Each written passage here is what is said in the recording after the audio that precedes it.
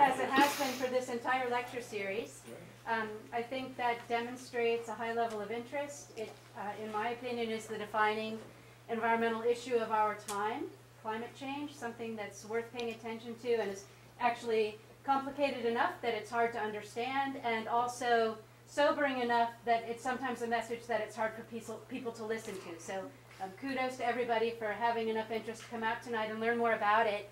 The way the lecture series was organized, I think, was very clever, and that was to have lectures focusing on different aspects of the impacts of climate change. So we've had impacts on food and impacts on forests and so on. This is the 7th lecture in the series, and tonight we're going to be focusing on impacts on glaciers. It's actually the topic of all of them that I'm most interested in, and the reason is because I think it's one way for people to start to gain an understanding of the widespread impacts of climate change with something that's very visible and easy to see. I mean, we all see those mountains off on the horizon every day that is clear enough, and that snow is disappearing. So we're going to be hearing more about that. I'm going to introduce our speaker in just a minute.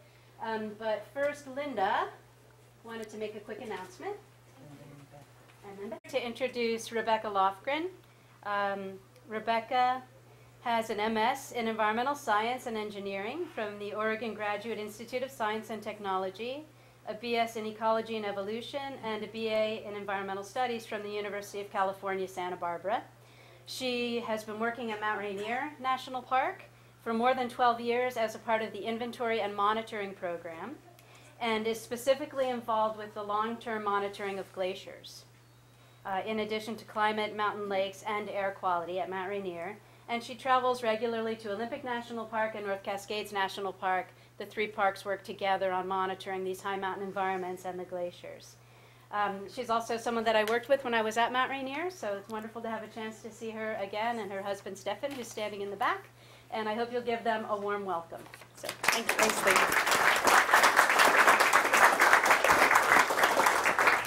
Thank you all for coming. I am going to provide an overview of glaciers in the Pacific Northwest, focusing on the 3 big parks.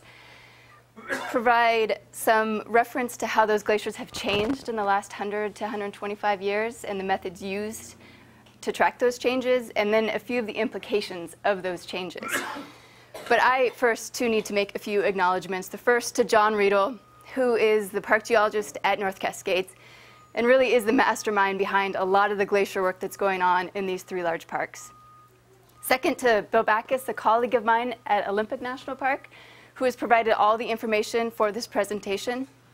And then Paul Kennard, who is the regional fluvial geomorphologist, is that for a word, stationed at Mount Rainier, who's really focused on glacier recession related to geohazards. And I'm going to present some of his concepts as well. Do you have a mic on? Because I can't hear. You can't hear. No. Do you want me to use this? You can't hear it all. Unless you can turn it on. Does this work? Does this work? Well, if I turn it on. There we go. There you go. Thanks. How's that in the back? Is that better? Yeah. Okay. And you don't need the mic? No, I don't. I'm good. Thanks.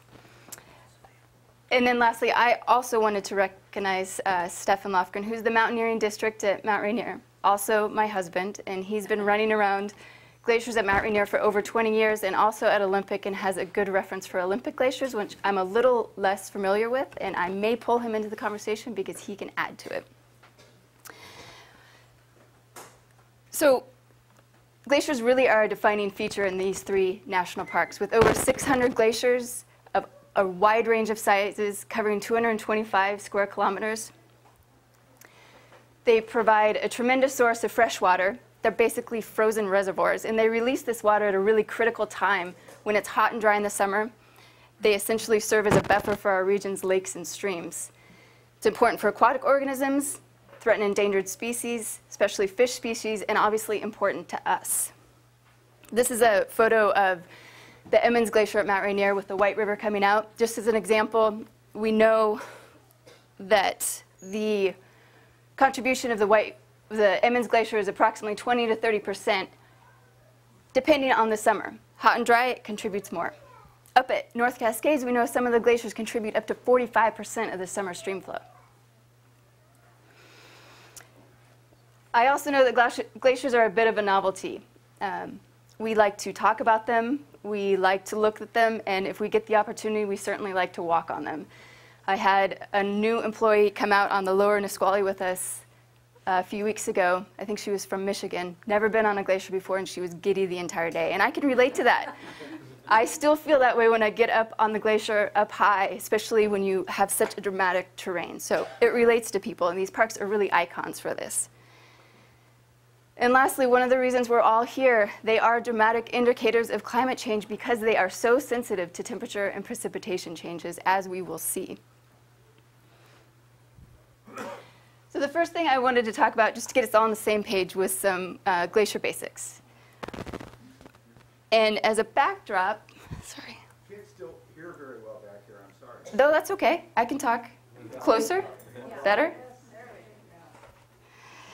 As a backdrop to these glacier features, I'm using this great photo from the Eel Glacier, Olympic National Park, starting with some of the most basic. We probably know the terminus, pretty much the leading edge of a glacier, generally at the lowest elevation, followed by crevasses, these defining cracks in the glacier that indicate movement as they move over the terrain.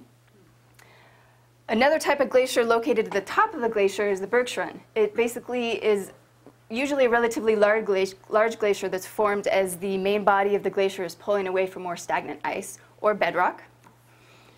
Also located at the top that we see is this cirque, which is basically a mountainside bowl carved by glacier erosion, which is where we also get the name of our cirque glaciers. And when two cirque glaciers come together, they often form this erosional feature, knife-like ridge, called an arête. And a similar feature caused by erosion is this horn that often has a concave face. The last thing on this photo is the firn line. And first I want to describe firn. It's really what we refer to as snow that is old, or that has lasted more than one summer melting season. And the firn line is this line that stretches from edge to edge across a glacier and really represents a transition zone. Above the firn line is an area where firn is still there. Below, it's bare glacier ice. And this line will move up glacier during the summer melting season. And at the end of the line separates the accumulation area, or the area that's accumulated snow, from the ablation area, or the area of melt. And the moraine. The moraine is one of my favorite glacier features because it really represents the historic boundaries of these glaciers.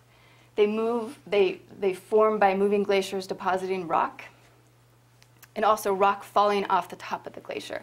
So you can picture at one point, this glacier was butted up against the moraine and also at equal height of the moraine. So it really gives you an idea of what the terrain used to look like. So often I tell people, wait till the snow melts at Rainier, come in late September, early October, before the snow comes, and take a walk from Paradise up to Pan Point and just look for moraines. And you'll see huge moraines along the Nisqually Glacier, and you'll also see small moraines up near the snowfield. And then picture ice butted up against those moraines and as high, and you just picture a completely different landscape. So it's sometimes one of the first things I look for when I go to a new area. A few more terms about glaciers. Again, cirque glaciers dominated at North Cascades and Olympic National Park. And Olympic Glacier also has these niche glaciers that are formed in kind of cracks and crevasses where snow, sorry, not crevasses, gullies where snow has filled and formed year after year and eventually turned into glacier ice. And that is compared to the large valley glaciers at Mount Rainier that kind of spread off from the top like a starfish. These glaciers make you feel small. I often get asked, how thick is the ice? And thanks to Paul Kennard and Carolyn Dreger, we can see at Mount Rainier, there's a few examples here. In the Nisqually Glacier, kind of at mid-terminus, mid-glacier, it's about 400 feet deep. Similarly, the Carbon, about 700 feet deep. It's one of the thickest on Rainier.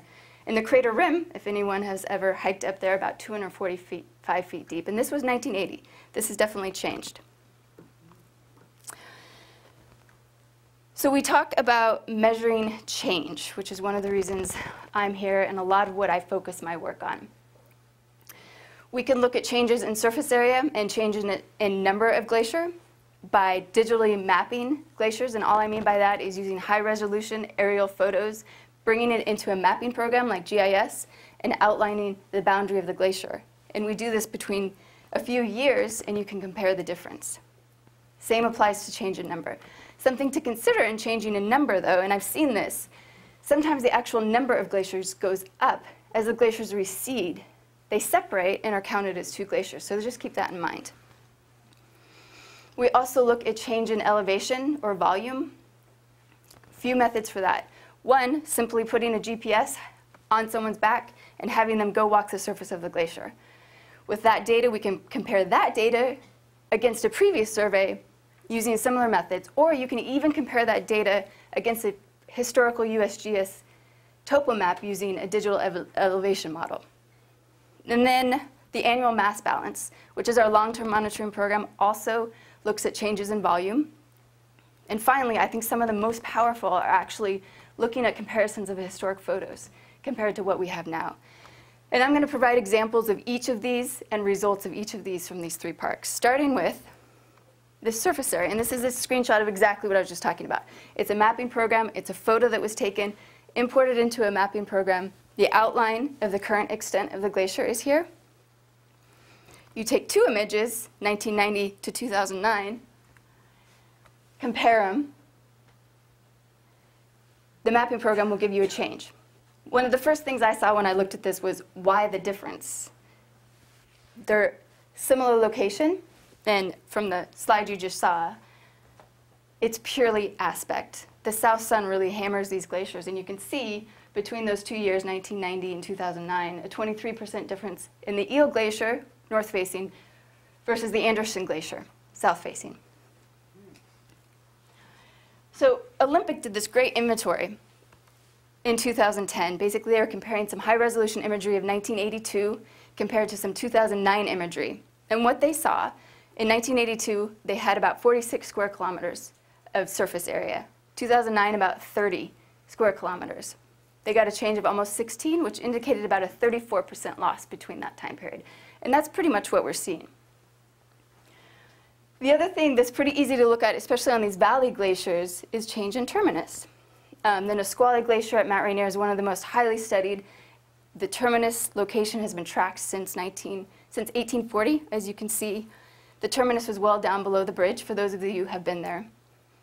It slowly made its way up valley. And then we had a slight advance.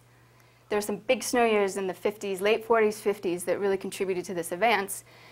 And since then, it slowly moved its way back.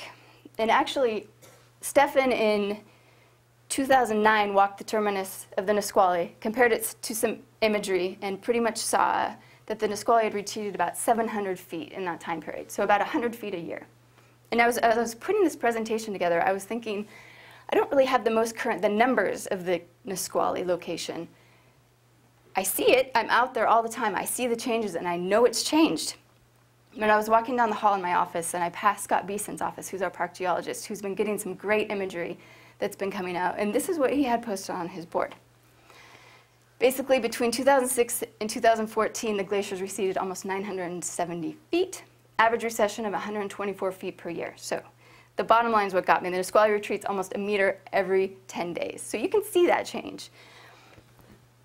Overall, loss of glacier area. So this includes the recent Olympic inventory, and you can see that number jumps up to 55%.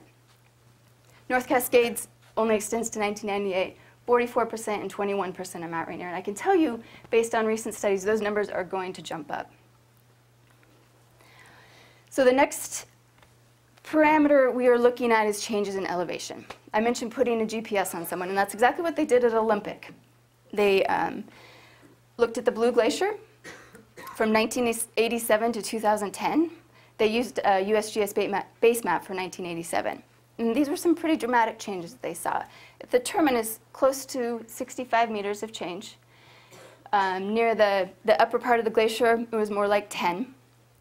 Looking at the lateral moraine at this time, you can see that change. It's pretty easy to see. Similarly, at North Cascades, this was kind of a smaller time frame, and they used the same methods. They had a GPS in 1996, and they did it again in 2004. They saw changes anywhere from 5 to 15 meters over that time frame, and that's a change in elevation. It's a pretty significant change. The Glacier Mass Balance Program is the long-term monitoring program that's implemented at North Cascades. It was started there by John Riedel in 1993, implemented at Mount Rainier in 2003, and this year, first implemented at Olympic National Park, hopefully for 2 years there. So it's the same methods done at the same park, really able to compare data between all 3 parks. And it's a pretty simple concept. We're simply trying to capture what accumulated in the winter as snow and what melted in the summer as snow, fern, and ice. At Mount Rainier, we study the Emmons and the Nisqually, and we have 6 predefined locations we go to every year from the terminus up to 11,000 feet. North Cascades, they study 4 glaciers. Similar methods. They have several locations they go to multiple times per year, and the Sandalee. And at those locations, in order to capture the winter accumulation, what we call the winter balance, we are measuring snow depth, and we use this old Army tank antenna to get through all the snow layers. It's the only thing that won't break, we have found. We also capture the snow density. All the data that's collected is converted to snow water equivalent, so we need the snow density. We visit the terminus up to 11,000 feet at varying times, since maximum snow accumulation is different. And in order to determine the summer balance, when we go in the spring to these locations, we carry this really awkward-looking steam drill in this picture, which is essentially just a little makeshift stove. It's filled with water. We heat up the water, and it creates steam over this long, it's about 13-meter hose that we use basically to drill a hole in the glacier, stick together 5 to 6 1.5-meter PVC and put it down in the hole. And that simply serves as a reference for melt throughout the rest of the season. And it allows us to determine how much melt at each location. So at each of those points, the data is interpolated by elevation band and is extrapolated over the entire surface area of the glacier. And what we see is quite a bit of melt. This is the upper mountain. It's still the accumulation area, but we still see about 4 to 6 meters of snow melt. On the lower glacier, lower Emmons, we're looking at about 7 to 10 meters. This is of ice. It's an incredible amount of melt and amount of change when you go year after year. This is a great image of the upper mountain, and I put this in here to remind myself to tell you that it's not as easy as it sounds, or at least that I might make it sound. And that is because of this upper mountain. You'll recognize that the points really only go up to about 11,000 feet on our mountain. The upper mountain is challenging. To carry the stream drill up there is challenging. We model this, but most importantly, the most challenging part is actually trying to determine how much snow falls in this accumulation area. We're using sometimes 8 meters of snow to try and decipher out what the previous year's summer surface was. We do this through modeling. We have gone up and over the mountain doing snow probes to determine the amount of snow. We found that maximum snow is generally about 7,000 feet on the Nisqually and a little bit lower on the Emmons. We also really depend on crevasses. You can see in this dirty layer really tells you what the previous summer surface was. So we kind of piece together a story throughout the year as far as how much snow, how much melt there was. And it gives us this data. So what we're looking at is the blue top, which is the winter balance, what accumulated. What down below is this kind of diagonal peach-colored is the summer loss. And the difference is the balance. So obviously, if there's more accumulation than melt, we have a positive balance, and vice versa. And you can see from 2003 to 2009, we had pretty much year after year of negative loss. And then it was pretty exciting for those of us in the field. In 2010 and 2011, we had pretty big snow years. And if you all remember, although I don't know, the climate's different here on the islands, but we had snow at Rainier in June and late June. The snow held on, followed by 2012, 2013, some more loss. And what I want to focus on are these 2 years of positive balance. Because as I said, for those of us in the field, it's actually exciting. This is Stake 2 location. It's located right below Camp Muir. It's on the snowfield. We use it as a surrogate for the Nisqually just because of the location of all the crevasses on the Nisqually. It's too challenging to get to in the fall. So from 2003 to 2009, about a meter of melt of ice from this location lost. 2010, we go up and we find snow here. 2011, the same thing. And I remember talking to John Riedel saying, John, there's 2 years of snow. You know, it was very exciting for us. He says, with his much more experience, you know, I've seen this before. Don't get too excited about it. And sure enough, when I was walking up in 2012, I was really curious to know what I was going to see. And this is what I saw. And the first thing I thought was, John was right. Because we have 3 stakes out, which means this represents 3 years of data right here. And we typically break off the stake at the surface when we go up, or at least it might be a little bit higher.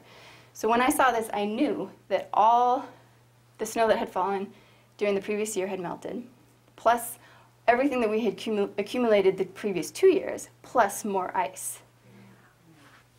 Gone. And the data really represents that. It shows us this is simply an accumulation of all the years' mass balance. You can see the little bump in 2010, 2011, and then in 2012 and 2013, we pretty much lose it all. What is the measurement of net balance in meters of water equivalent? And that's a good question. It's a little confusing, I think, for people to think about.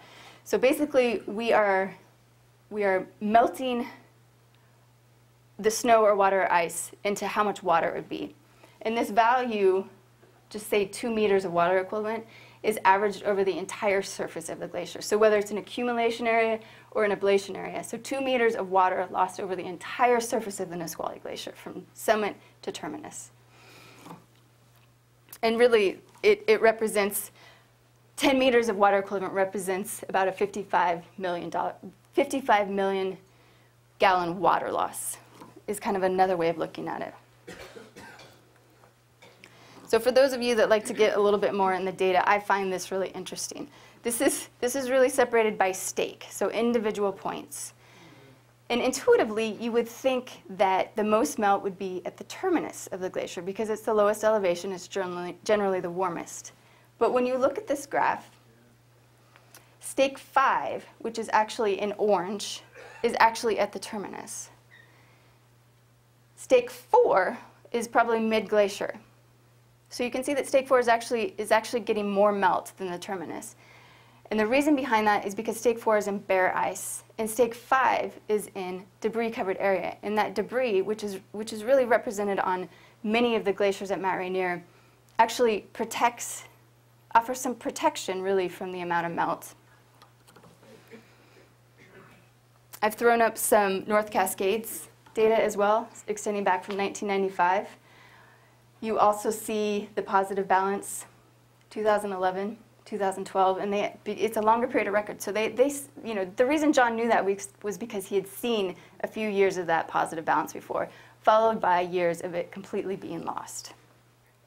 And this just is another representation of the same data. So we have the negative years and the positive years, the negative years below and the positive years above. But what's really, I think, presents the entire picture is the cumulative balance. It's just a really negative trend. So historic photos. I think I probably could have left out all the data and graphs and simply showed you the following slides, and you have a very clear picture of what's happening to glaciers in the Pacific Northwest. Olympic just recently did a lot of work with this project. They did a phenomenal job finding historic pictures and reoccupying some of those exact same spots. And I'm just going to flip through these next few slides. Some of you may be very familiar with these glaciers. Some of you may have seen them before. Even if you haven't, I think you'll appreciate these. So this is the Humes Glacier, 1907. Keep an eye on the red arrows. In 2006. The Ferry Glacier in 1939. These are aerial shots, a different vantage. 1952. 1982. 1990, 2002, and finally 2009. The blue glacier that we all know, 1899 this photo is from, and 2008. The Lillian Glacier in 1905, 2010. This is the Hubert Glacier. This is a current view of it. The next few images are aerial. So again, keep an eye on the red arrows just for reference. This is 1939, 1990. And then finally 2009. The Anderson Glacier, 1936, 2004. And then a few from North Cascades. This is Forbidden Peak. 1960 to 2004 is the change. And then the South Cascade Glacier, which is also has been studied probably since the 1940s by USGS, but some pretty incredible volume changes on this glacier. Some recent work at Rainier shows the changing terminus. 1940, actually the terminus goes beyond the picture. 1964, you see the recession, a little advance in 1978, which is what was indicated on the previous graph, followed by 2012, current location. So we've talked about glaciers as a source of fresh water. We've talked about them as important indicators of climate change. And the last thing I want to touch on is this geologic hazard. And Paul Kennard and Scott Beeson and Mount Rainier have been doing a lot of work on this. And there's a caveat to this next portion, and that is it's a very complex issue, and I'm going to present to you just the very basic, because it's very relevant to glacier recession. But just know that there is a lot of research going on to try and tease out all the different dynamics on this topic. So you can imagine, as the glaciers retreat, there's a tremendous amount of debris and sediment that's exposed. What was once buttressed by glacier ice is no longer. The moraine is open. These steep slopes that used to have glacier ice are now exposed. In itself, Mount Rainier has an incredible amount of debris on its glaciers. This is a picture of the carbon, and up high. It's constantly shedding debris. So the question is, what happens to all of this? This is a photo from 1903 that was reoccupied. You can see just the recession. 1942, and then 2012 it was reoccupied. By some work done by Chris McGurl, USGS, he found that this portion had risen almost 5 meters in height, the riverbed. So we know that it moves downstream, but the question is then, what happens when you add water to the exposed slopes or to the moraines? And we've found that often some of these sites are the starts of these debris flows, which can move a tremendous amount of material downstream. They can actually float these incredible sized boulders. And you know that they can because you walk downstream and you've seen this sitting in the middle of the stream and you know it came from somewhere.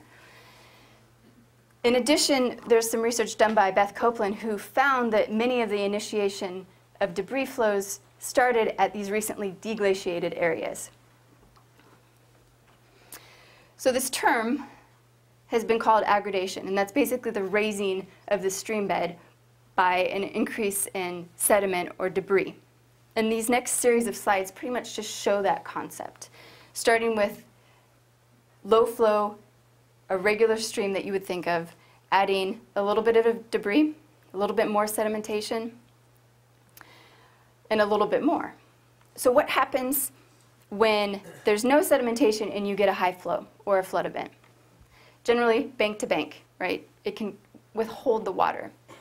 Now, add that sediment back in, add the same amount of water, and there's an increased potential for flood. And this is the work that Paul is really looking into. As an example, flood of 2006. The riverbed under the Tahoma Creek Bridge rose approximately 4 feet. Add water to that, you get a little bit of an exciting event.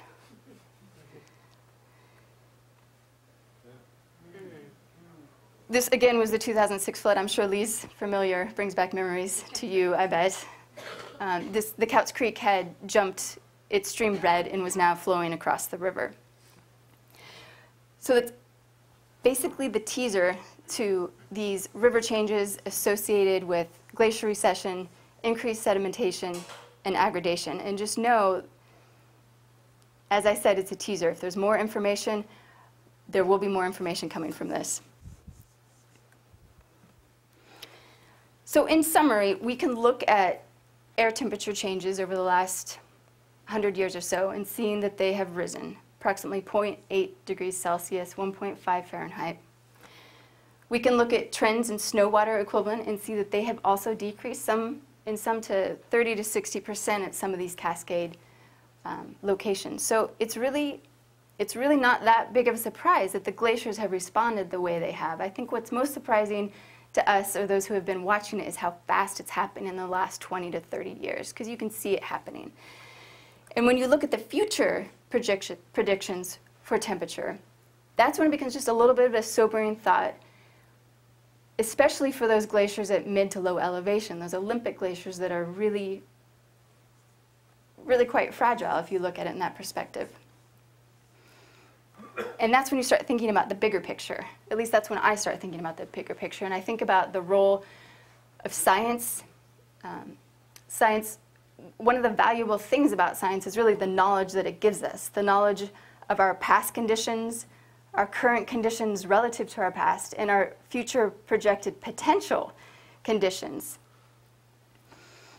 And that knowledge, I think, becomes really valuable when it's used to create these policy and management decisions and even individual decisions that help us adapt in this really rapidly changing climate. And that's what I think about when I'm out there and I'm collecting these data for glacier monitoring. I'm going back to these sites year after year.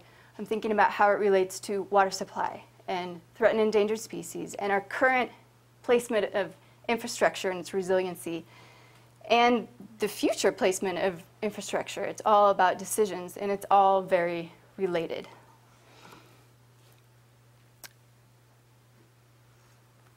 It's a huge team that's supporting all these monitoring. This is just the tip of the iceberg, really. And I'd be happy to take any questions.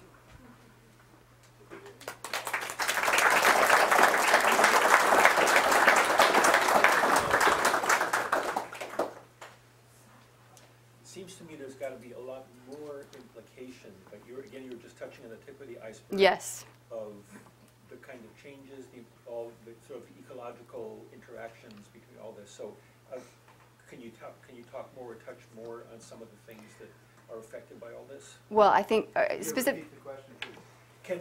Can she touch more on some of the other ecological and obviously economics, some of the other aspects that will be affected by these changes in the glaciers? Because I think that what she mentioned is just the tip of the iceberg.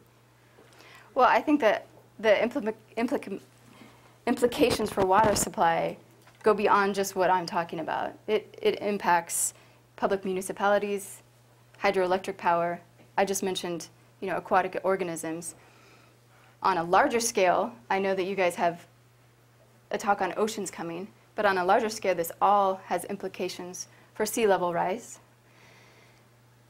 I touched on the geohazards of Mount Rainier. That's not just isolated to Mount Rainier. That applies to many of the locations and volcanoes in the Pacific Northwest. And there certainly are lots of more photos and case studies I could have showed you for those. And those has large implications on infrastructure. And I think for park management, and maybe Lee could speak more to this, I know at Mount Rainier, it's really had an impact on access in making decisions about what's going to stay open, what's going to close, where people can go, where we're going to put our money as far as maintaining what might not be reasonable to maintain in the future because of these impacts of geohazards.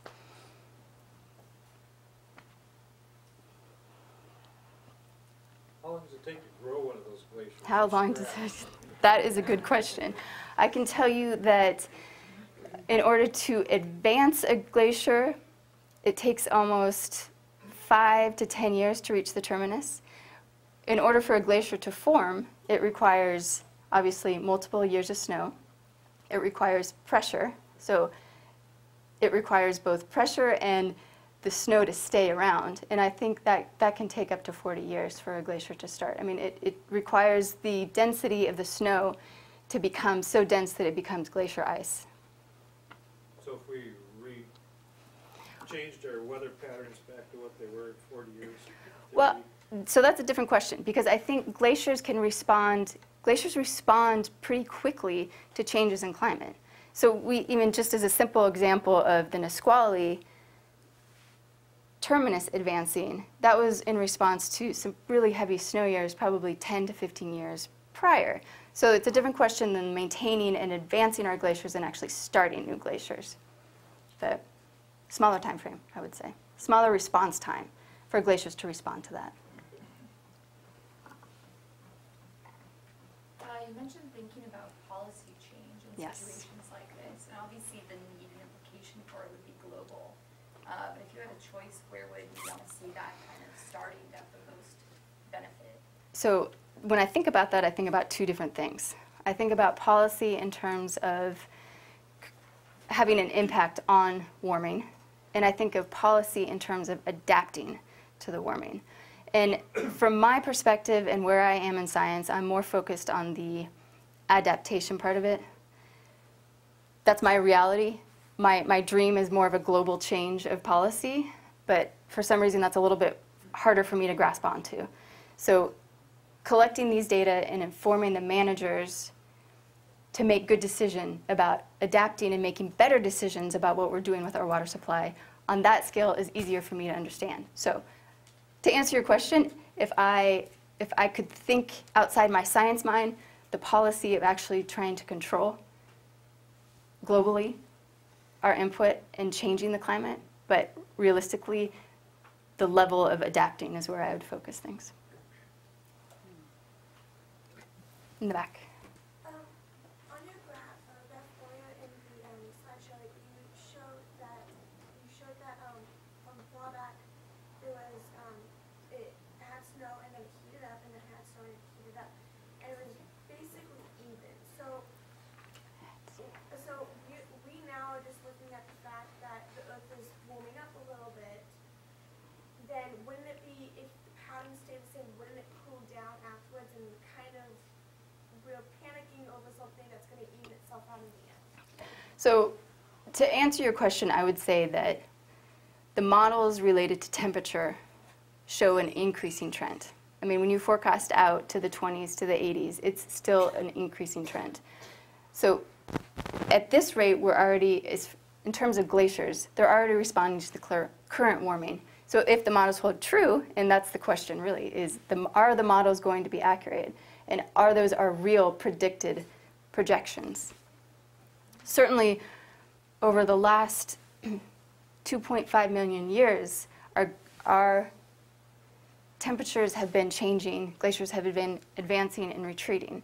Again, when I finished, I would say that the alarm right now is just the rate at which they're changing in combination with what the forecasted temperatures are.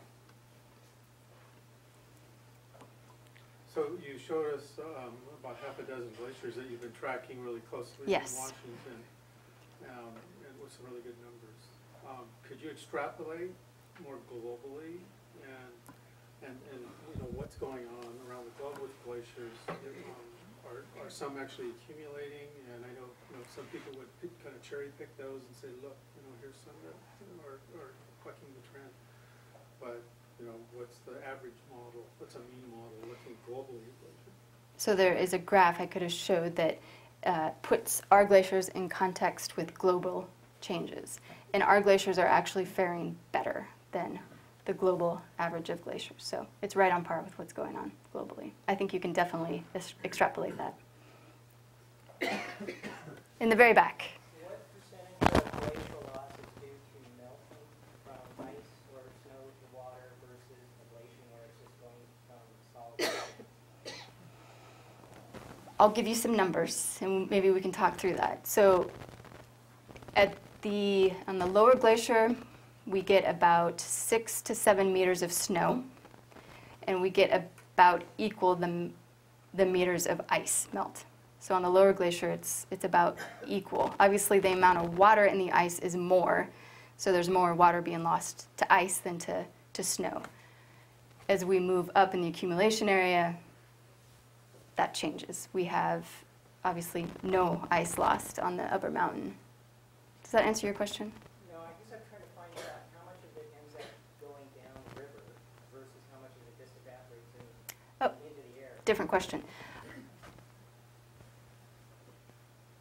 I'm not sure I could answer that question. I would assume that most of it actually goes downriver and melts down into the glacier and gets into the river, and that there is not a lot of evaporation going on, but that would be a different study.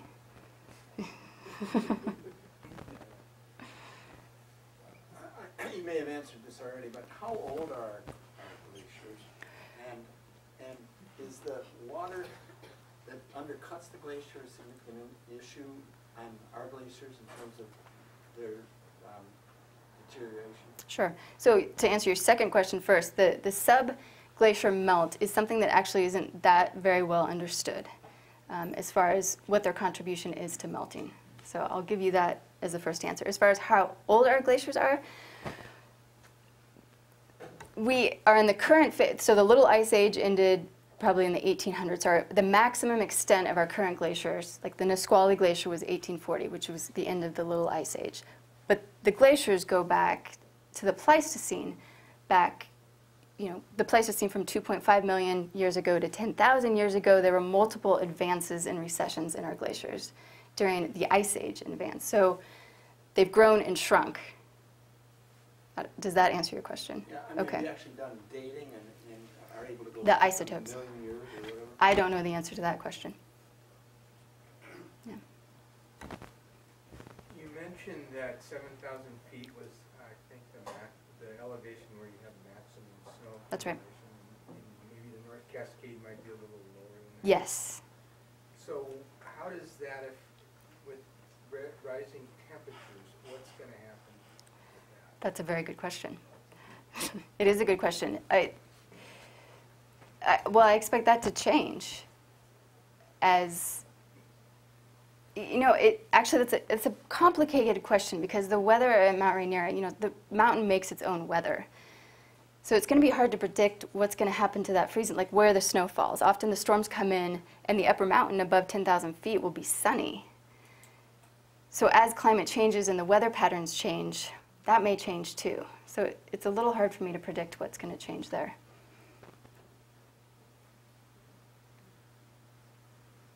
Yeah. Is there any observable change in the elevation of the mountain as the snow melts and the weight is less? You mean the summit of the? I could ask the climbing ranger for the supervisory district. No, it's 14,411 feet, and it has been for since I've worked there for 25 years. And the crater rim has exposed rock on it, correct? Yes. Yes. So. Other questions for Rebecca? Well, again, on a global level, if you can, or a local level, either Sure. way or both, I'm again thinking about effects of the loss of glacier ice Yes. and the changes in the glaciers over like the next 50 years. How can we expect it to affect things like agriculture? Let's just start with that. Do you have any thoughts? Again, I'm going to circle right back around to water supply, and it depends on, as far as our local area, who depends on that water that's coming from the glaciers. In 1930, the Tacoma Power Supply started a study of the Nisqually Glacier because they were concerned about glacier loss, but that was hydroelectric power. But for the Pacific Northwest, it really comes back to water supply, in my opinion, and how that's going to be managed. So then what do you think about dams? Yeah. Being taken down, which has seemed like a really good idea for the sake of the fish. Right.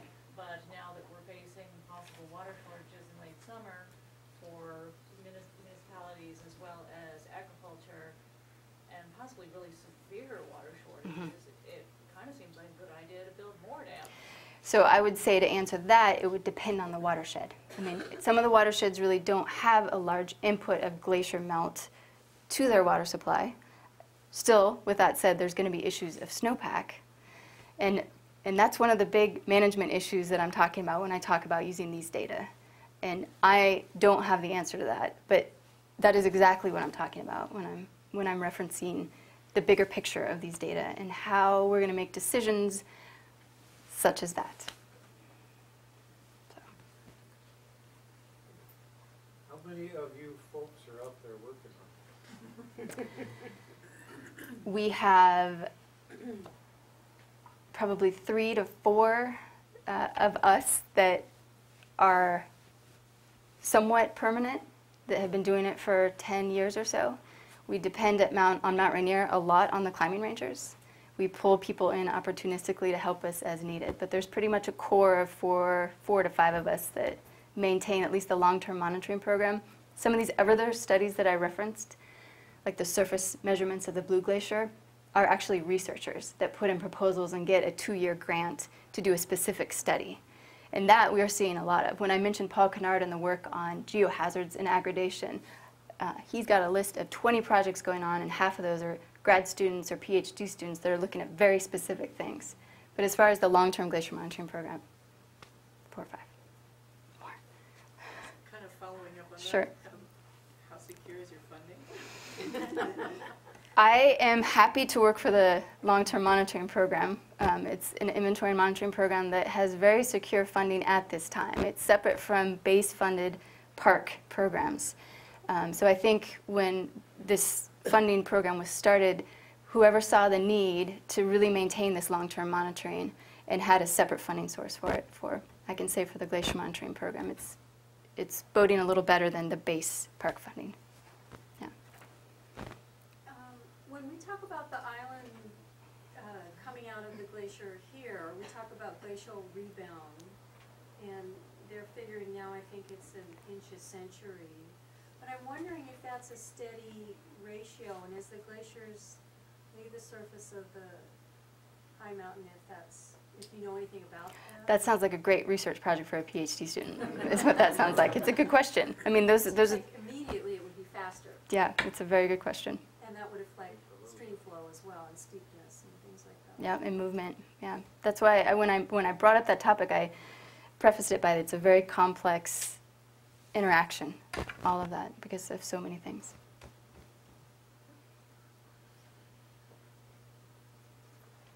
All right, well, let's give Rebecca another round. Thanks.